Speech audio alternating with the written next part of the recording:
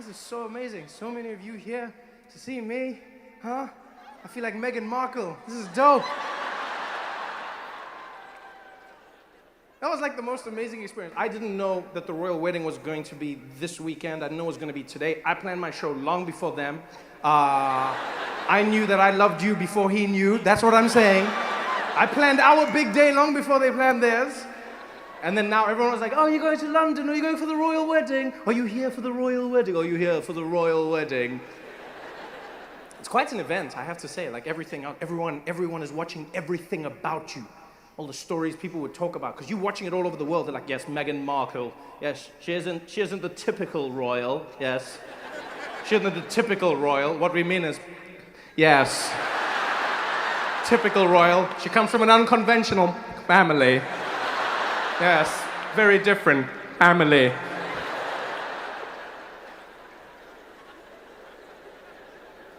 And I was like, yeah, man, she does. She comes from an unconventional family. Just like Harry, same thing. Come on. It's true, same thing. And they look good together. It was beautiful. Everyone was stressed out about it. Meghan Markle's family was in the tabloids, the Daily Mail, trying to destroy their lives. Man, when the Daily Mail comes after you, they do not mess around. They will find that one uncle in your family who's an alcoholic and shits his pants. Meet Trevor's Uncle Bobby. I didn't even know I had an Uncle Bobby. Well, now you do, and he shits his pants.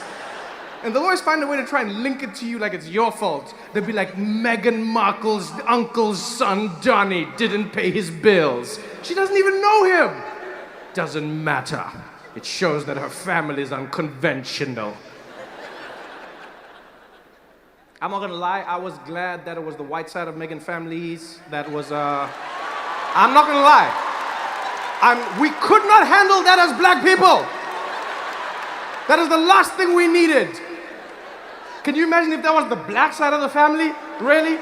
If Meghan's dad was on TV and he was like, oh no, I'm not coming to their wedding, no. Here we see Meghan's father posing for photo. You caught me again. Oh no, you have caught me. Black people would have never, because that's the hard thing about being a minority, whether you're black, whether you're whether you're Arabic, whatever it is. Like if you're a minority, if you have a certain skin tone, you know that every action you commit, like taints your whole, your family, it taints your everything. White people are individuals. That's white people. That's like the best thing in the world. That's what white privilege means to me. You're an individual. Let's look at Dave. He is excellent. He's a mass murderer. As Trevor, if I killed half of you tonight, they'd be like, those mixed breeds. I take everyone down with me. So much stress. So I was glad. Like her mom was there. She was all, fly, looking beautiful as well. The wedding went off without a hitch. And my favorite thing was how the British media talked about how black the event was. And I understand it. Here's the thing. This is like one of those things where I understand, like they want to talk about it because you're not used to having like a black wedding, right? But so like everyone today, I had like CNN contacted me and they're like, Trevor, would you mind speaking about the wedding and really all the black performers? There was a black cellist and there was a black choir and a black pastor. How do you feel? Black? I don't know how I'm supposed to feel. How do you respond to that question? How do you feel about, I don't know how I feel, it's a wedding. I don't know, what do you want me to say? That's a normal wedding. I wasn't watching that wedding being like, whoa, there's black. So much blackness, another one. It's a wedding, what do you want me to say? It's people. And also I feel like people go too far. That's where you realize that there's not enough like diversity in your world, is if you think that made it a black wedding. Let me tell you something, a black cellist has canceled itself out. If you have a black person playing the cello, it's safe to say that you've canceled out the blackness of that event. That's the safest way to introduce blackness into your family. Daddy, I'm dating a black man. What? He plays the cello. All right, bring him in. Even white people think a cello is white. When you walk in with a cello, white people also like, well, what the hell is that, man? It was like it's a black wedding. It wasn't a black wedding, it was just a wedding. It was a beautiful, beautiful wedding. If it was a real black wedding, it wouldn't have ended. That's a real black wedding.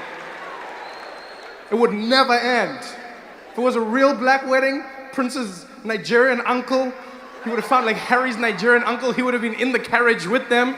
I'm not paying for this carriage, I'm not riding in it, huh? You want to ride alone, Harry? You want to drive alone? Let me tell you something, huh? Let me tell you something. We are all getting in this carriage, eh? Every single one of us. And if we all get in the carriage, there's space for everybody. Don't be like that, Harry, huh? This is your family's day. This is not just your day, huh? When you were a little boy, who was there for you, huh? Who was there? That I was here, eh? I was there. Uncle Adebayo was there for you, Harry. Don't be like that, huh? Don't be like that. Huh? Where do you think you got your ball spot from, huh? Where do you think you got that from? That's a black wedding. This was just a wedding that included black people. That's all it was.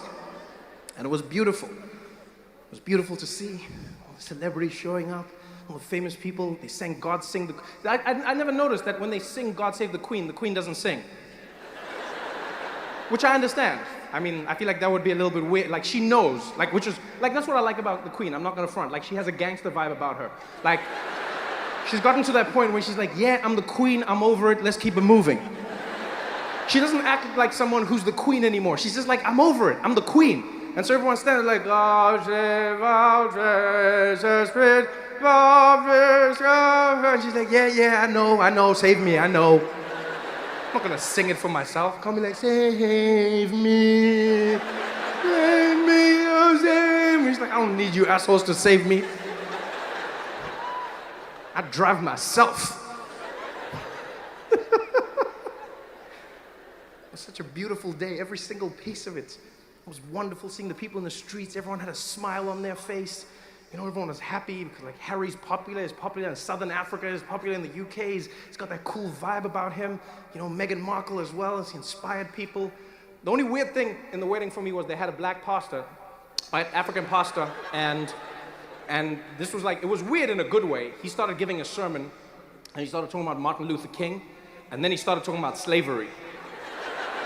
And I could see in that moment, there were people in the audience who were like, God save the Queen, God save the Queen. Somebody stop this man, God save the Queen. And so the best and worst experience I had learning American happened to me when I first moved to the US. I lived in California, in Pasadena, when I first came to the United States, right? And the reason I lived in Pasadena is because that's where I knew my first American friend, a guy by the name of David Meyer. He came to South Africa to film a documentary. We became the best of friends. And one day we were hanging out in Dave's apartment.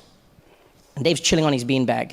And he looks over at me and he's like, Trevor, dude, I don't know about you right now, but I'm starving. I said, I think you mean you're hungry, Dave. I said, what? I said, doesn't matter. What do you want to eat? So you know what I'm craving right now, man? I'm craving tacos. I was like, oh, that sounds like fun. Let's do it, man. Let's go to tacos. What? So isn't that the restaurant you're craving? Tacos? Are you being serious right now? You've never had tacos? I said, no, I don't know what tacos is. You've never had tacos? My answer hasn't changed from now, Dave. No. I've never had tacos. You've never had tacos? And by the way, I hate it when people do that. You know when people ask you the same question over and over again because they can't believe you haven't had the exact same life experience? You know that thing people do? Like with everything, they're like, oh my God, have you heard the new Beyonce? No, I have. You haven't heard the new Beyonce? No, I have. You haven't heard the new Beyonce? Oh no, now I have. No, I'd never had tacos, right? I'd never had tacos because in South Africa, we don't really have Mexican food, okay? We don't have Mexican food because we don't have Mexicans. They never came over. It's not my fault. Dave was personally offended. I'll never forget, he jumped up and he was like, dude, I cannot believe you've been in America all this time and you've never had tacos? I said, Dave, why is it such a big deal? He's like, because, Trevor, nothing says America like tacos. I said, really? Nothing says America like Mexican food. And you know what's funny is I feel like in that moment, I feel like Dave was being profound. He didn't even realize it, but that was a profound little nugget that he had just espoused. Nothing says America like tacos. I've had the privilege of traveling everywhere in this beautiful country. I've been to places like Erie, Pennsylvania, El Paso, Texas, Honolulu, Hawaii, you know. I've been everywhere, and one thing I've learned across the board in America is that Americans love tacos. Everywhere you go, Americans love tacos. Love tacos. Even people you wouldn't expect. I was watching the news one day, and there was a guy at a rally, right? And they were asking him about immigration and families being separated, etc. And this guy, like, regardless of his politics, like, he was being really mean and xenophobic and racist, you know, just acting real presidential. And the journalist asked him about children, and he just went straight, and he was like, boy, I'll tell you what, I don't give a damn about any of these goddamn Mexicans, you heard? They came over here, they ain't supposed to be here, boy. Woo! It's our country now, you heard? That's right, boy, go back to where you came from. Woo! These Mexicans ain't done nothing good, they ain't brought nothing good to America, we don't need y'all. Come on, Bubba, it's Taco Tuesdays.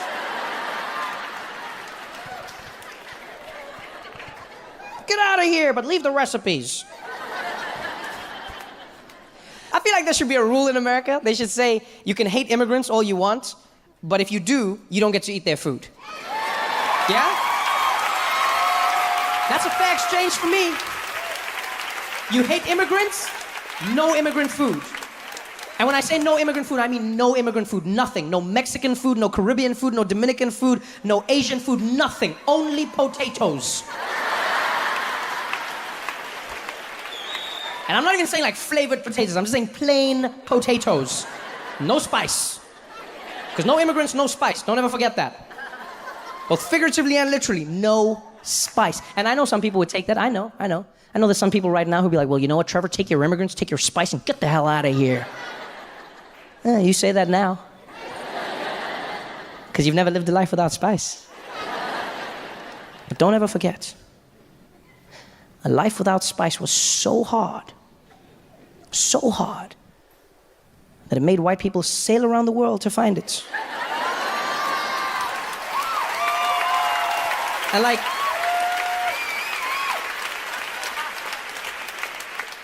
this wasn't regular sailing. This wasn't like a Disney cruise. These people sailed at a time when they believed if you went that way, you would fall off the edge of the earth and die. And still, some man out there was eating some white lady's cooking, and he was like, I can't do this shit anymore. I'm sailing that way. But what if you die? At least it's exciting. Every single time elections come up in South Africa, people always start to panic, you know? Ever since our first democratic elections in 1994, Nelson Mandela was about to become president, people started panicking. You remember that? There were people, you'd hear them, I'm leaving, I'm going to Australia. I'm going. It's been fun, Mary, but it's time to go, hey? It's time to go. They're gonna take over now. And then Mr. Mandela became president, and they all stayed. He's a wonderful man, wonderful man. If it wasn't for him, I would have left, hey? A wonderful man, yeah, he's really great.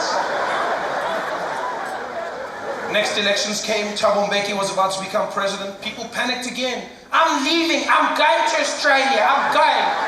I swear, I'm leaving, Mary, hey? Now that Mandela's gone, you know they're gonna eat us. It's time to go, I'm going to Perth. And then Thabo became president, and once again, they all stayed. He left.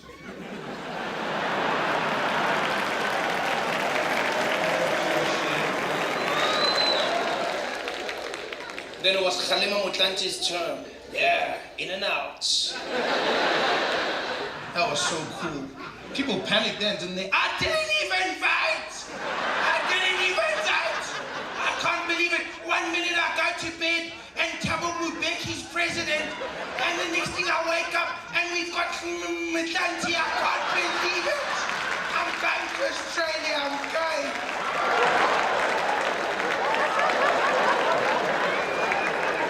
Oh, and then it was Jacob Zuma.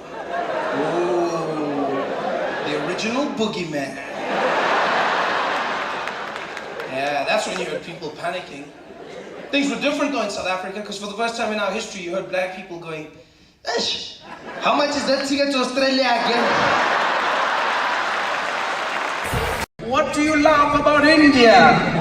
I love many things about India. I went for the first time this year, and it was amazing. You know what I love about India is that it exceeds so many of the expectations that people have put on it unfairly. You know, people are like, oh, India, oh, it's really shit, and it smells everywhere, and it's like, no, there are parts of India that are not great.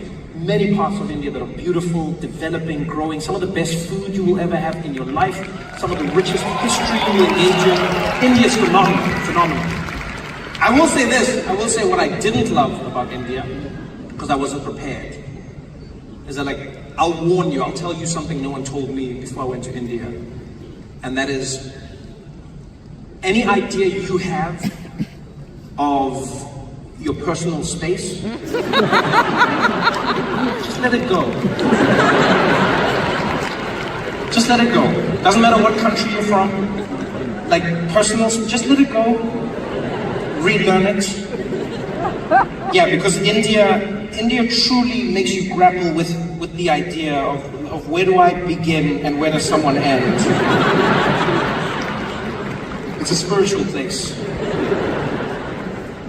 I've never been to a country that is so packed in my entire life. Like, it is packed in India. Like, we throw around 1.5 billion people. Oh, they've got 1 billion. No, they've got 1 billion, like a billion, like they've got 1.5 billion people. India's no joke. No joke. And it's everywhere. Everywhere. It's people everywhere. Cars everywhere. You've never seen traffic until you've gone to India. Like, here, people are like, oh, the traffic's really bad today. This wasn't traffic. This wasn't traffic, London. This still had hope. Yo, India's no joke.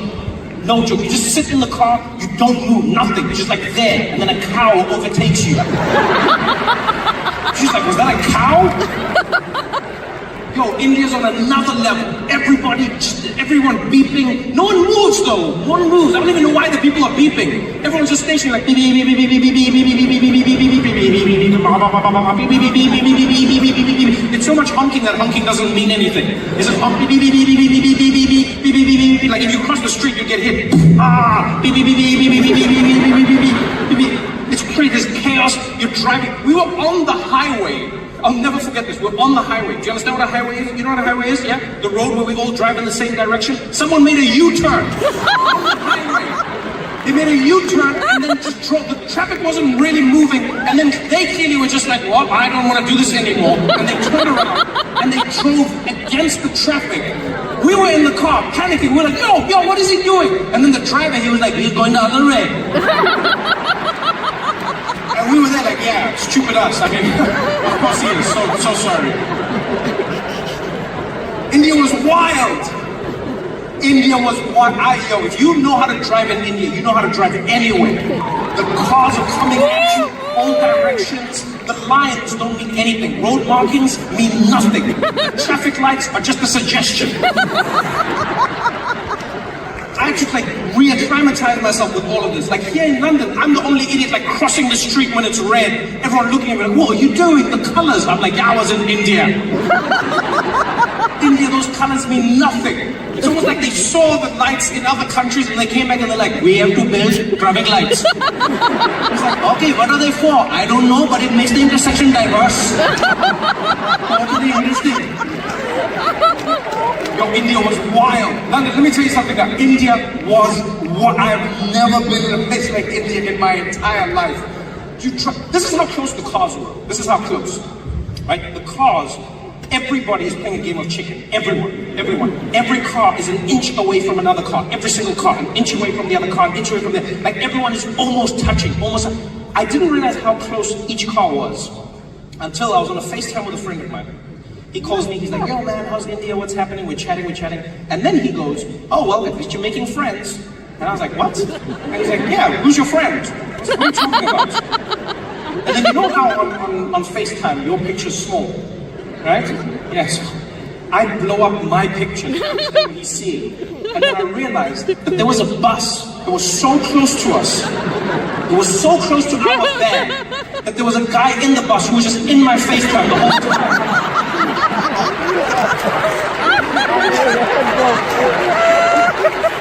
I've never seen anything like it. Yo, India is rock and roll, people. India is truly rock and roll. All space, personal. We were at the Taj Mahal. We were at the Taj Mahal. But the Taj Mahal, right? I'll never forget this. We're at the Taj Mahal. And it's one of the most beautiful places. If you ever get a chance, go see it. It is a wonder of the world. We're standing in a line because they have a ton of security in India at public places because of the terrorist attacks that happened years ago, right? Same thing in London and Paris, etc. And so you in India, you'll stand in a line divided into men and women. And then what happens is when you get to the end of that line, there's a metal detector, and then on the other side there's a little podium that you have to stand on, and then there'll be like a man in military fatigues, and they'll wand you down with another metal detector, and then they search you. Very thorough, very thorough. So we're standing in these lines, men, women, standing there lined up. And we're lined up the way you normally line up, right?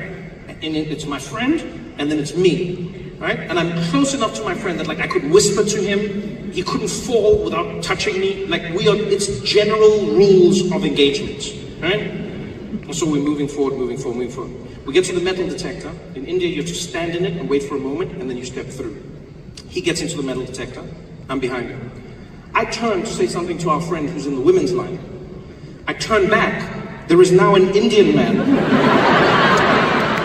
who is in the gap that I didn't know existed between me and my friend. My brain didn't understand what was going on because I turned and I came, now my friend was Indian, like in a second. You know, sometimes the human brain doesn't compute quickly enough. So I came back and I was like, what? And this guy wasn't even being a dick, by the way. He didn't like push in, he wasn't mean. It was like clearly a cultural shift. Like I was going, he like took my space. He was like, there was so much space. Clearly this guy didn't want to be in it. And he just slid in there and he stood. And he was just there. It was just that I was so shocked at his magical appearance that I gasped. Like I audibly gasped, standing there, and he got in, and I was like, oh! And I think in that gasp, I created more space because two other Indian men slotted in between us. Yo, London, I have never seen anything like this in my life. Like in the space of one, there were four. Like literally, all of us, all touching. We're like connected as human beings. Like our breathing was synced. I could feel all of our heartbeats at the same time.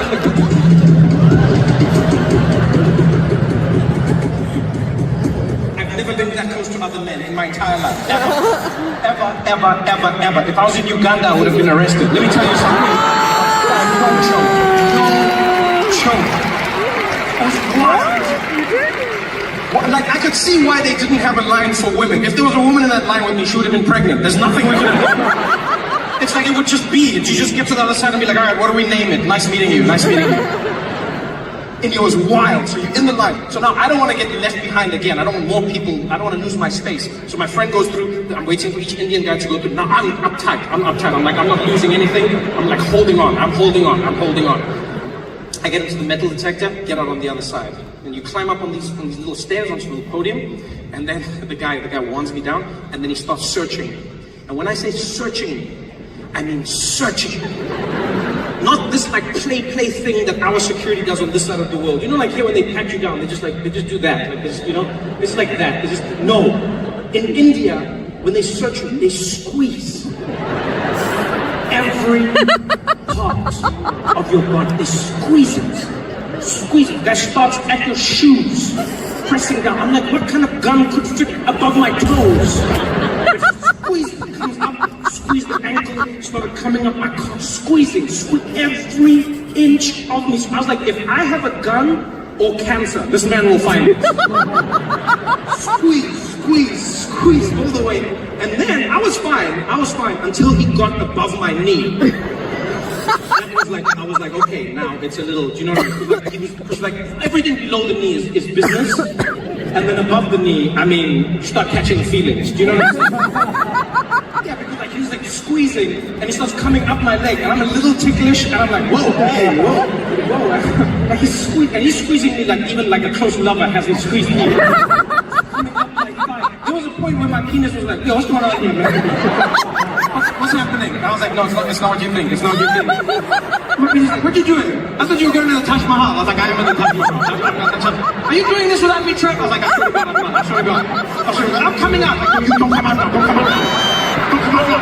This has nothing to do with you. Don't come out now. I promise it's not what you think. I'm like, okay, but I feel like it's happening. It's not happening. It's not happening.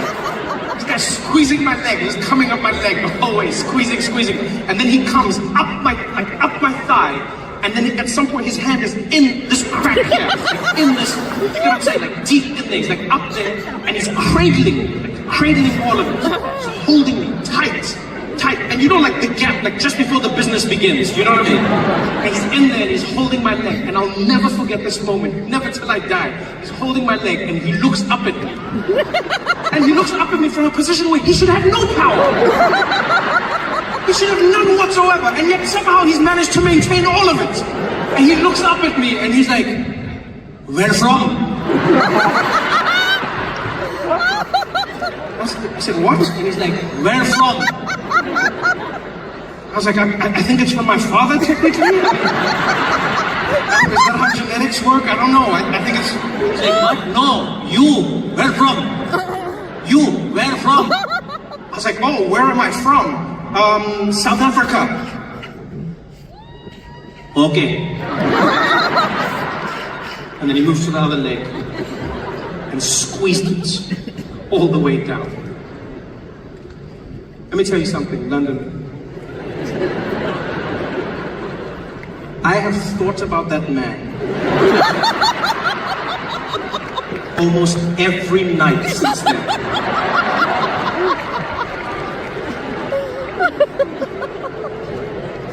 The way he touched me, the way he talked to me, the question, like, why that question?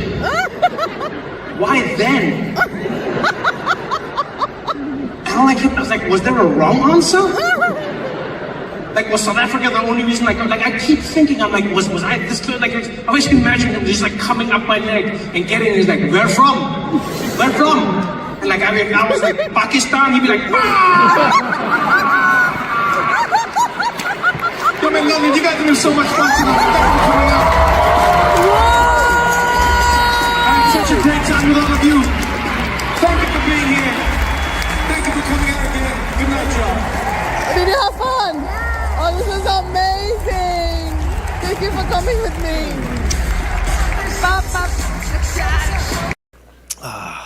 Any questions? What is my favorite what? What is my favorite kind of chair? Who said that?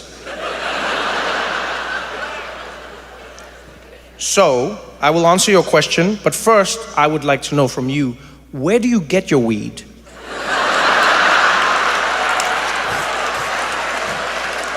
That is one of the wildest questions any human being has ever asked me in my entire life.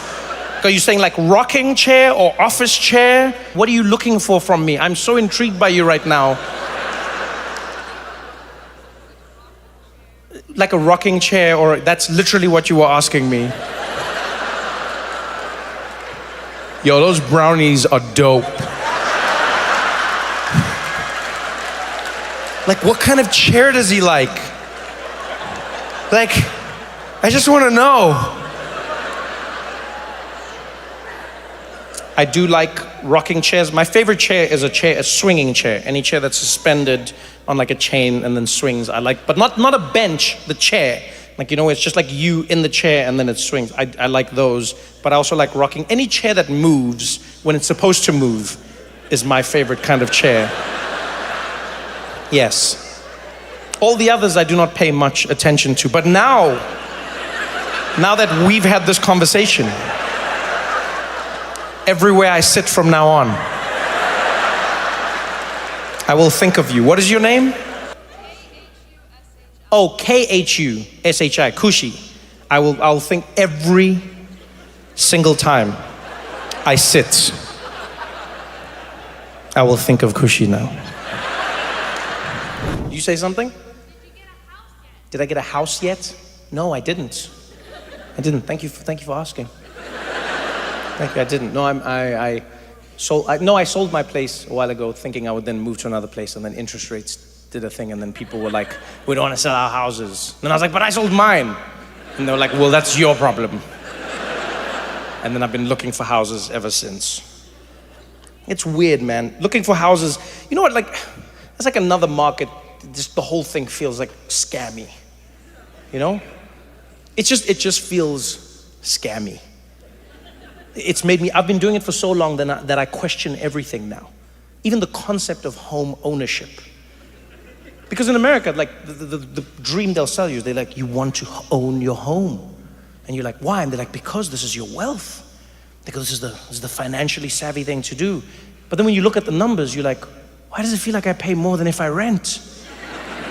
And they're like, yeah, don't worry about that. This is the better one. Because if you rent, you waste money. You pay every month. But if you own it, you pay every month. And when things break, you have to fix it. And you can never leave unless somebody wants to take it from you. But they don't. They do not. What's real estate like in Seattle? Is it, Yeah, see, all of you are just like, yeah, good luck living anywhere. You'll sell me your house? I love how quickly you said that. You're like, I'll sell you my house. I'll sell you my house. That's the weird thing with real estate. You don't want anybody's house if they're selling it. No, nobody wants to sell a good house. That's the weird thing, like, right? Real estate is almost like relationships. You don't want someone if they're single. You're like, what's wrong with you? What's the deal? I'm single. Yeah, what's your problem? Huh? You got termites? Huh? Where is your house, ma'am? North Capitol Hill. Oh, you've got fans. Are you actually selling? Yeah. How quickly things changed. I showed a little interest and you started thinking about it. It's a weird one. Really, all of it is like, I just find it weird. You know? It's like, there's like an older generation that just bought the houses for nothing. And then now the younger generation is like, we can't buy the houses. We don't make enough money. Do you remember the game show Who Wants to Be a Millionaire? That was an evil cackle. If you're young, I get why you laughed like that. If you're old, you're evil. Because I was like, no one can afford it. And that person was like, ha ha ha ha ha! My plan has worked! Screw you, Gen Z! People always give Gen Z shit for not wanting to work, but I'm like, but why would you want to work if there's nothing to work for? Do you know what I mean? Like, what's the point of like grinding away if there's literally nothing? Because before you'd be like, I work hard so that I can put a roof over this family's heads. And then now it's like, I work hard so that I can't do anything. How would you do it? Like, how old are you, sir? 14. You will never buy a house. It's finished for you. Is this your mom? You just have to wait for her to die. That's it. That's your only hope. Do you have any siblings? You've got one, older, younger? Younger. Oh yeah, so it's you. You're gonna be the first one. She looks like she loves you. She looks at you like she loves you. You realize in like 4 or 5 years, that look's gonna change. What's your name? Jack? Yeah, she's gonna be like, hit the road, Jack. And don't you come back. And then you're gonna have to go look for a house, Jack. You won't find one, Jack. And then your mom's gonna be like, I worked and I got this house, you can do it too, but you can't, Jack, she's lying to you.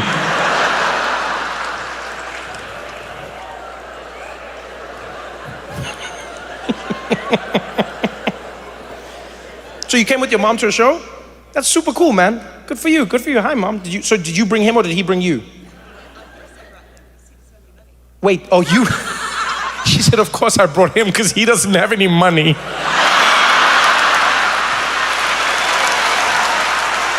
Damn, Jack, you got burned. I want to live in your house, Jack. You got a mom roasting you like that? Oh, man. Oh, damn, I can't imagine your life, Jack. Just walking around. People are like, oh, where's your house, Jack? She's like, oh, he doesn't have one. He lives with me, broke little bitch. No, it's good, Jack. It'll toughen you up. It'll toughen you up. Do you own the house, Mom? You do. Congratulations. So are you going to hand it down to them? Wow, she paused. Damn. Damn, Jack. She was like, Damn, Jack. Say again? He wants to live in LA. Jack, you will not get a house, Jack. What are you not understanding, Jack? Why do you want to live in LA, Jack? You also want to live in San Francisco. Jack, do you ever go on Zillow and see what's happening in these places? Shit is real in these streets, Jack.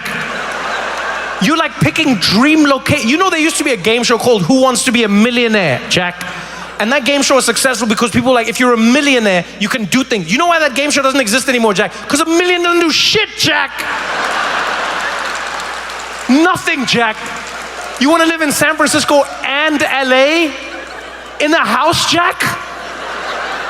What are you going to do for a living, Jack? You want to play professional basketball? Okay, that's the right idea. That is the right idea, Jack.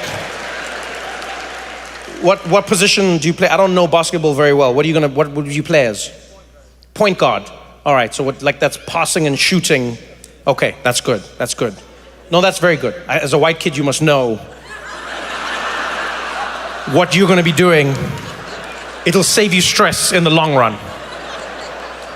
Because there was a generation of white guys that really got caught off guard. You know, no pun intended, but they were like, I want to be the big man. And then Shaq was like, do you know? So are you really good?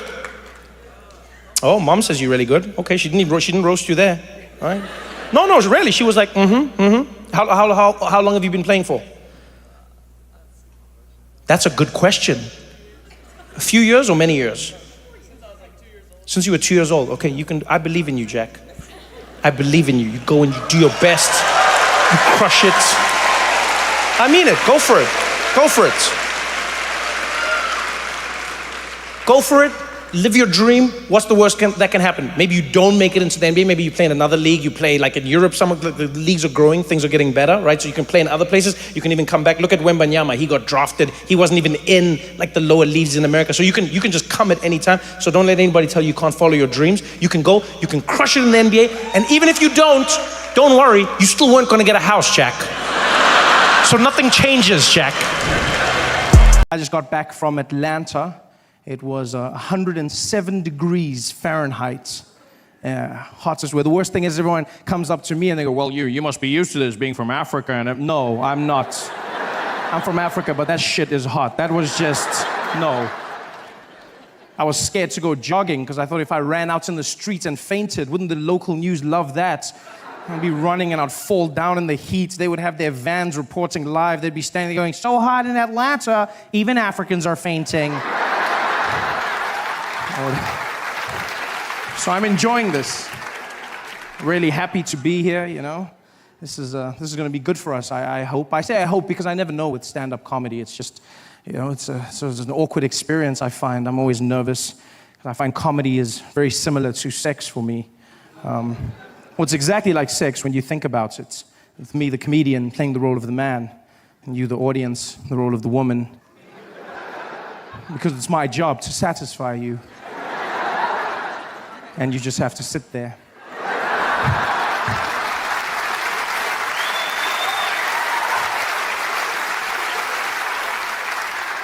And then, just like sex, my success or failure will somehow be determined by how much noise you make during my performance.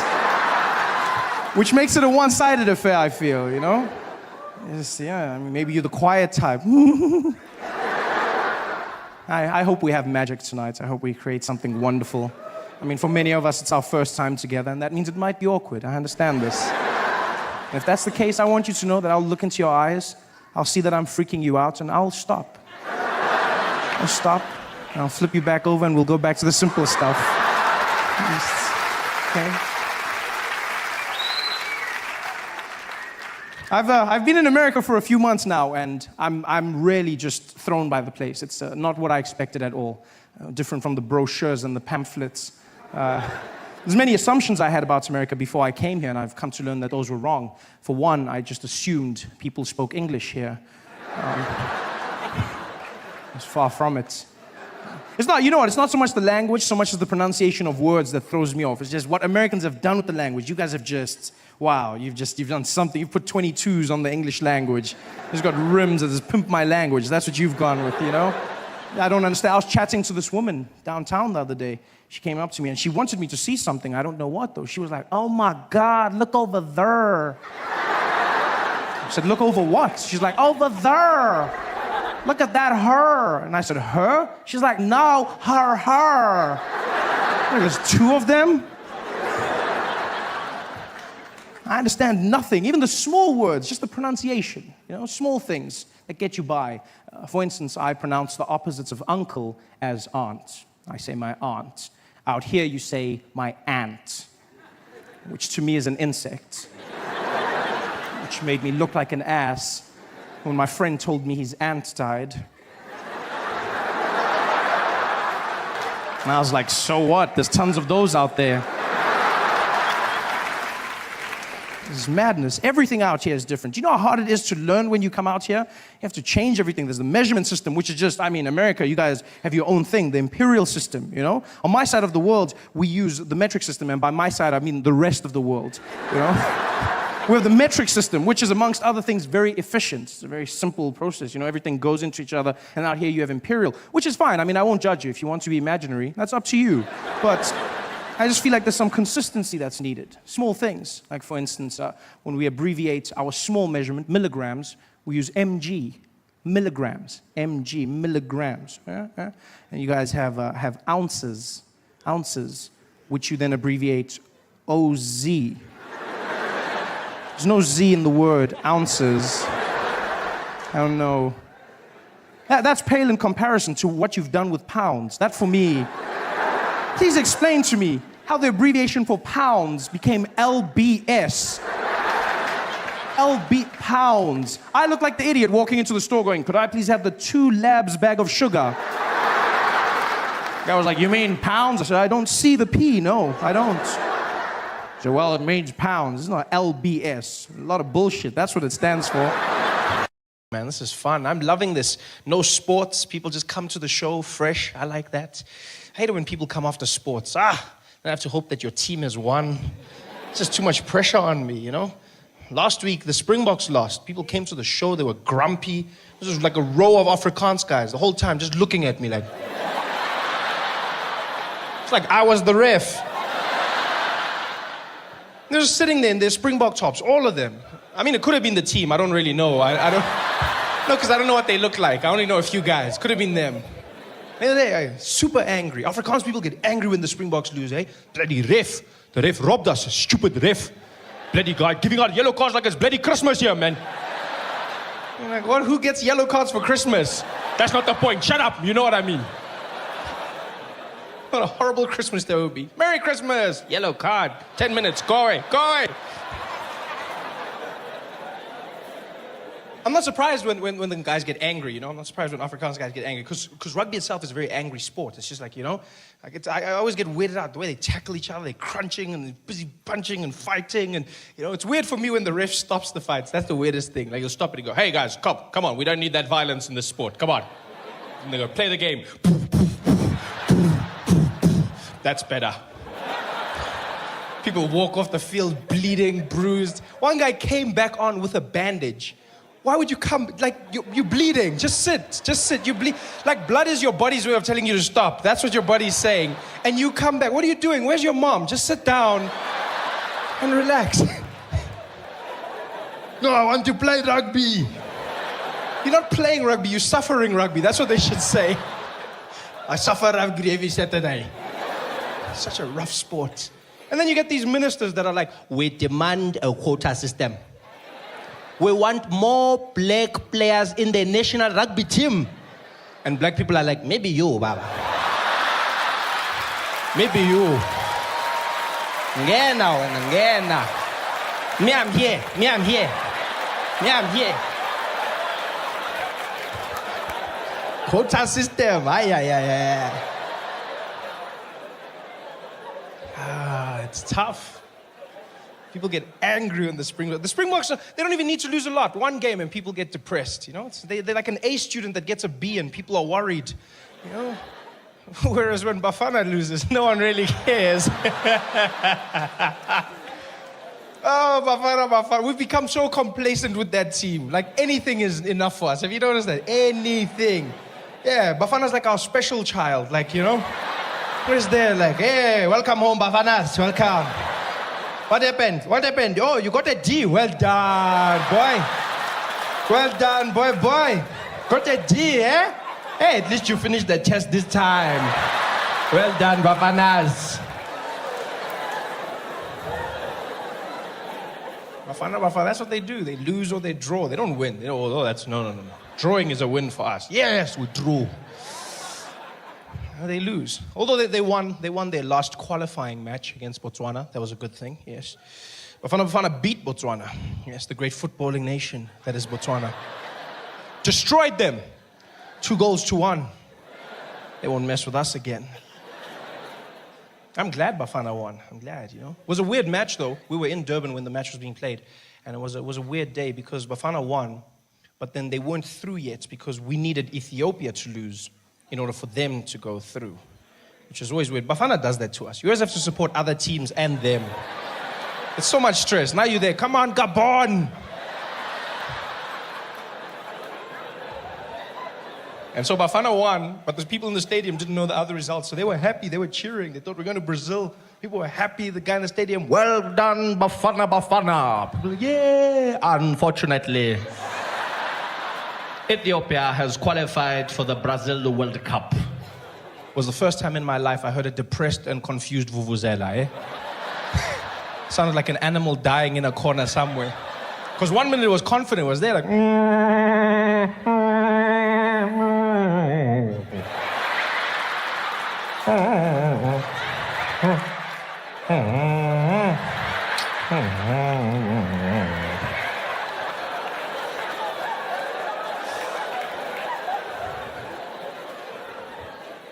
But it's good. It's good that they won, you know? They needed to win. The only reason I want Bafana to win is because whenever Bafana loses, xenophobia goes up in South Africa. Yeah, this is a trend I've noticed. I started seeing this. It even happens at the matches.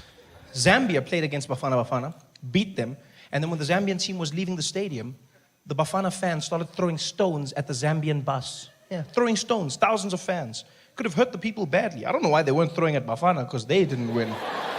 But they were throwing at the Zambians. Could have hurt them. Nobody was hurt though, luckily, yeah, because it was Bafana fans, so the stones were just like... just couldn't hit the targets.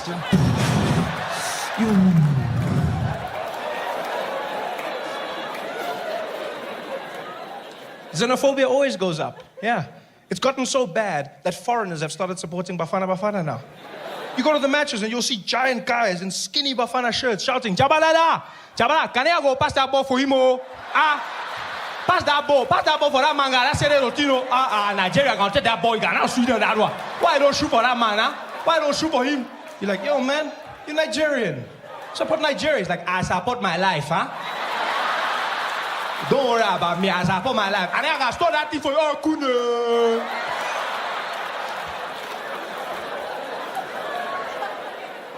It's tough. It's tough out there.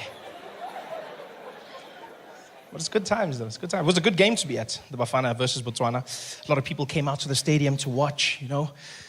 There were dignitaries, a lot of politicians. The ANC was out in full force. They were attending, you know. The DA didn't come. They don't do soccer. No, fine, thank you. Yeah.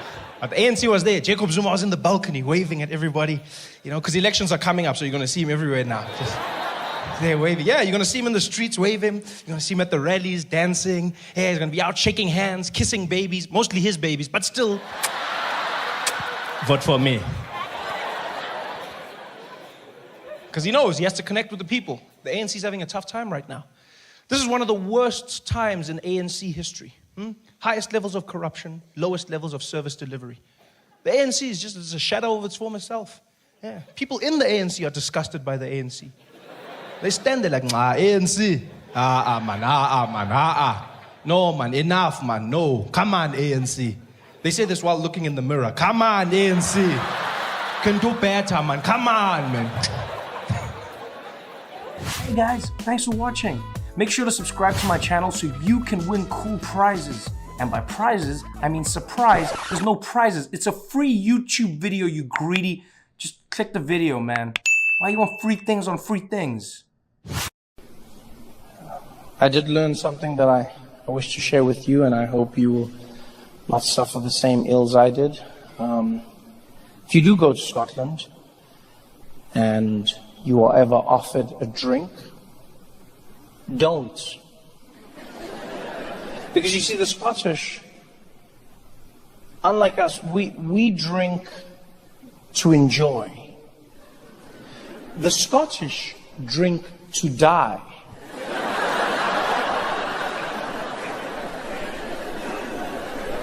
I used to think the Scottish had an accent. I've now learned that's just centuries of people trying not to throw up. That's all that is. Right, what you do, Yeah, that has never happened. You travel dragons, that go.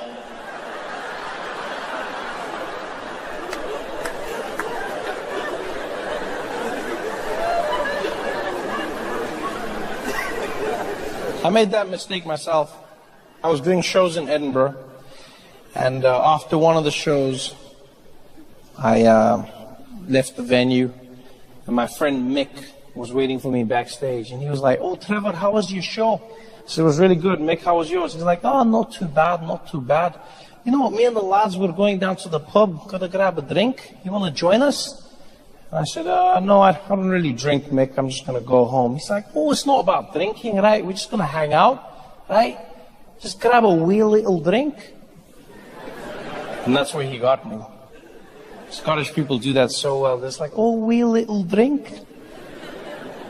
It makes it sound harmless, doesn't it? "Oh, just a wee little drink."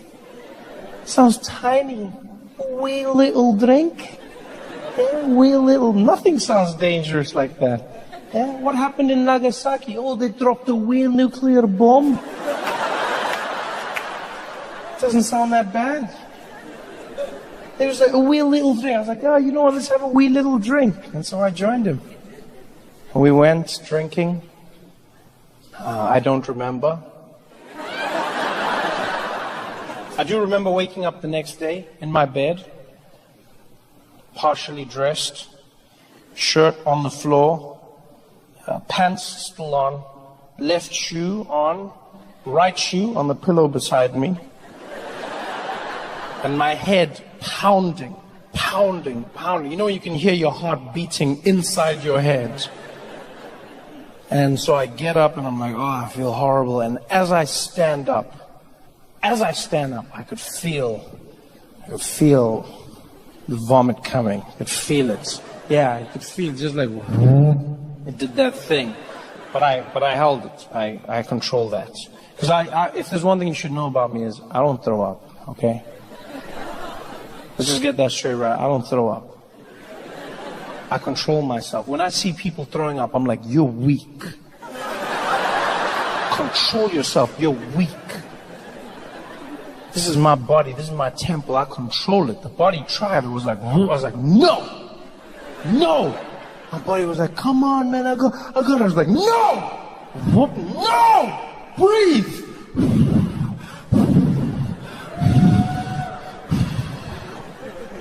Had it in check. Went to the kitchen. Started to make some breakfast. And as I poured the milk into the cereal bowl, my body was like, "Hey, Trevor,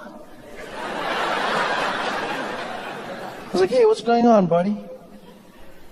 Hey, do you mind if I burp? Of course I don't mind if you burp, buddy. You burp all the time. Yeah, 'cause I'm gonna burp right now. Just a standard everyday burp. I was like, I don't know why you're warning me. You never warn me usually when you burp. You usually burp. I just wanted to let you know it's just a burp. You don't have to worry about it. I was like, okay, well, go ahead and burp. I was like, okay, well, here it comes. And my body was like, burp. Yeah, but then I caught it in my mouth. I caught it all in my mouth, though. And, oh, yeah, judge me. Judge me. The only reason you know the taste is because you're alcoholics. You're going to judge me. We've all done that before, and I'll have you know that's the classy thing to do. You catch it in your mouth so you can handle your business in the toilet. Caught it all in my mouth. I ran to the toilets. I threw up. It was the worst feeling in the world. I don't even drink. Throwing up is now an added reason to not. And you know when you're throwing up, the worst part for me is the dry heaving. You know when you're done, everything is finished, but still, like that's when I know that humans aren't as evolved as we think we are. Because your body and your brain at that point, there's nothing left. There's nothing there. And still whoa, there's nothing there. There's a whoa, there's not. And you know, we're all in that position. It's not gracious. No one's looking cool. You know, everyone is there. Like, you're just like, everyone is in that same position. There's no one who throws up in a cool fashion. No one's there like, oh. Oh. No one. No one. Every single one of us, we're reduced to a pile of pain.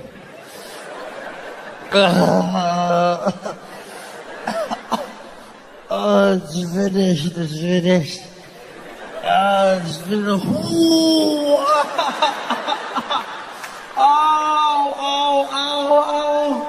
Oh, it's so sore, there's nothing there. Why don't you realize that? Oh, please, I'm dying. Oh, I'm dying, I don't even know what. And then blood came out. Yeah, not good. So I panicked because I was like, I'm bleeding internally. I need to get to the hospital.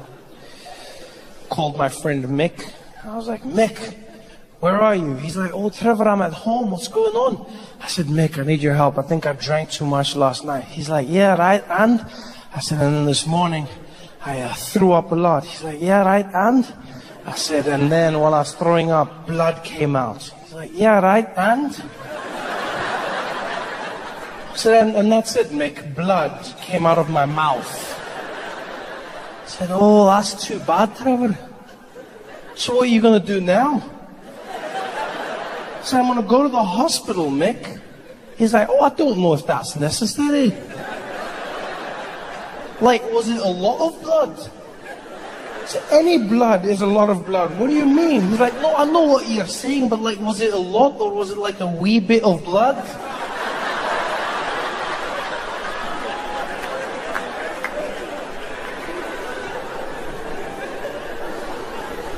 Mick didn't take me to the hospital. Instead, he decided to come over with some bananas and white bread. Forced me to eat that. And that night, I had another show. I was horrible. It was a bad show. And afterwards, I leave the venue. And who's standing outside waiting for me? My good friend, Mick. And he's like, Trevor, how was your show? I said, it was horrible, Mick. It was horrible. I thought I was going to die. He's like, oh, that's too bad. You want to go talk about it over a pint? I said, what, Mick? He's like, yeah, let's go grab a weed there. I said, there's no weed, nothing here, my friend. There's no we ever again. He's like, what are you talking about? I said, Mick, I thought I was going to die. I'm not going to drink. He's like, don't be like that, Trevor. It's just one bad day. I was like, yeah, and I'd like to live to see another, Mick. I'm not going with you. He's like, oh, Trevor, don't be like... I'm like, don't be like what? He's like, don't be a pussy. And that's where he lost me. That is where he lost me. I understand what he was trying to do. Guys do it all the time. Hit you with the phrase, don't be a pussy. Yes. Because it implies weakness. Yeah. Do not be like the vagina. The vagina that is weak. Yes, yes. Don't be a pussy. The guys say that and then you do what they want. Don't be a pussy. Yeah, yeah, don't be a pussy because the pussy is weak. And yet, in my personal experience, I have found the pussy to be one of the strongest things I have ever come across in my life. Don't be a pussy? Have you ever come across a pussy? The vagina is one of the most powerful. You realize vaginas can start revolutions and end wars. You realize even on a physical level, the vagina is one of the strongest things that have ever existed. Virtually indestructible. Many men in this room, many men in this room have tales of how they once defeated the pussy. Let me tell you now, they have not. The owner of the pussy may have given you the impression that you defeated the pussy. But it is alive and well, my friends. Whenever people say that, I go, do you understand how impressive the vagina is? Do you understand how strong it is? There's a reason men have sought to oppress it for so long. The vagina is frighteningly powerful. You realize that human beings come out of a vagina. Human beings come out and still it continues to work as intended. Do you understand how impressive that is? I don't know if I'm the only one, but do you understand? A human being comes out of the vagina and still it continues to operate and it continues to work. After a human has just come out, you're saying it's weak? A human came out of the vagina. You just sit on a penis wrong and it breaks. You just